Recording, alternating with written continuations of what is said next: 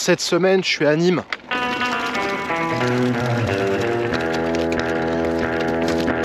Il y a un chemin par là-bas qui monte.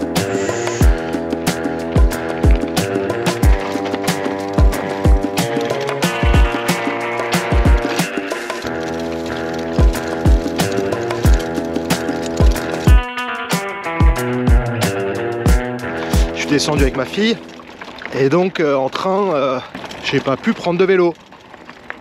Et donc heureusement dans le petit village de ma mère, à un quart d'heure de Nîmes, il y a un joueur de vélo, Rêve de vélo, il s'appelle, ils ont 2-3 boutiques dans le coin.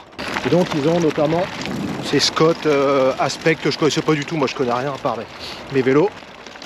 Ça fait longtemps que j'ai pas roulé ici. Cet été je suis venu mais j'étais en gravel. Et là avec été c'est assez sympa, il y a pas mal de chemins assez pierreux. C'est vraiment pas mal avec des petits singles cachés dans la garrigue, assez sympa. Donc voilà, je vais me faire quelques sorties cette semaine et on va voir ce que ça donne. Hasard de la géographie, au départ de chez ma mère, immédiatement derrière le village, on commence grosse côte. On arrive sur le premier relief et il y a un beau chemin bien entretenu, un chemin de défense incendie, autrement appelé DFCI, qui monte sur quelques centaines de mètres avec des bons lacets à des bons 20%.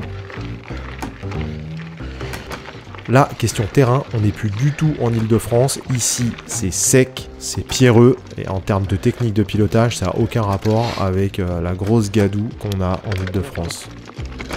Merci.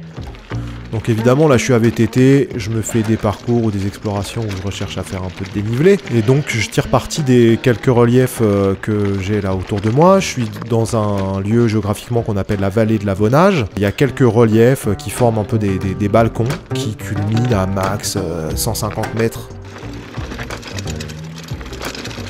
Mais voilà, je passe de l'un à l'autre et je fais le tour de la vallée de l'Avonage en passant par ces balcons. Et puis ça permet de se faire quelques ascensions sympas.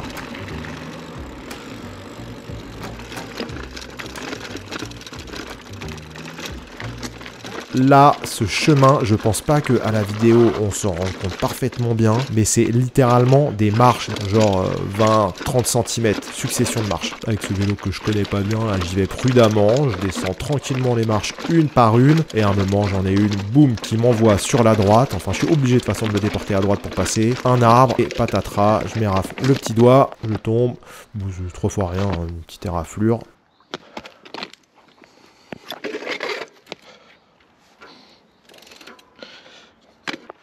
Alors là, au tout début, sur le premier relief, donc je vous disais ça monte dur, et forcément de l'autre côté, ça descend dur aussi. Il y a pas mal de gens dans le coin qui font du VTT, et j'ai croisé à cet endroit-là, notamment des petits qui apprenaient, c'était rigolo d'ailleurs. Mais là, on est sur une piste qui est faite pour de l'enduro ou de la descente, j'en sais rien, je connais pas trop ces disciplines. Autant je connais le cross-country, mais bon, en tout cas des pistes aménagées, quoi, avec des bons pourcentages. Et j'avais mal réglé le harnais de la caméra, du coup ça ballotte dans tous les sens, ça secoue trop, donc je vous en montre pas grand chose, mais bon voilà, c'est la descente de l'autre côté, c'est rigolo, je descends avec mon vélo semi-rigide sur des trucs où les mecs qui passent avec des enduros ou des vélos de descente, c'est toujours rigolo.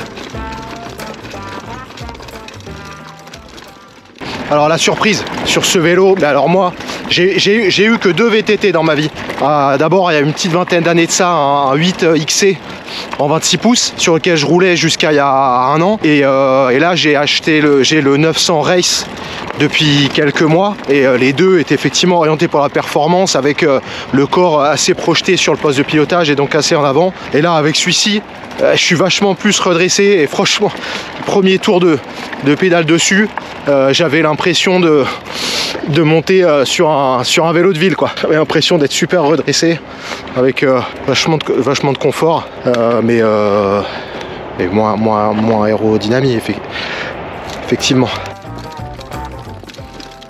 Je suis parti en mode exploration, j'avais pas d'itinéraire prédéterminé, je connaissais suffisamment globalement le coin pour pouvoir partir en exploration juste en regardant les grandes directions. Donc il y a plein de moments où je pars dans des chemins, au bout de 1 ou 2 km je suis obligé de faire demi-tour. Bon, c'est pour ça que la trace elle ressemble à n'importe quoi. Mais bon, alors on voit pas tant que ça, j'ai pas filmé beaucoup ce jour-là.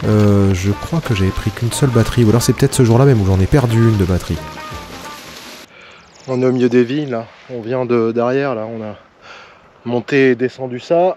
Et puis là, je vise Là-haut, là, la tour d'observation.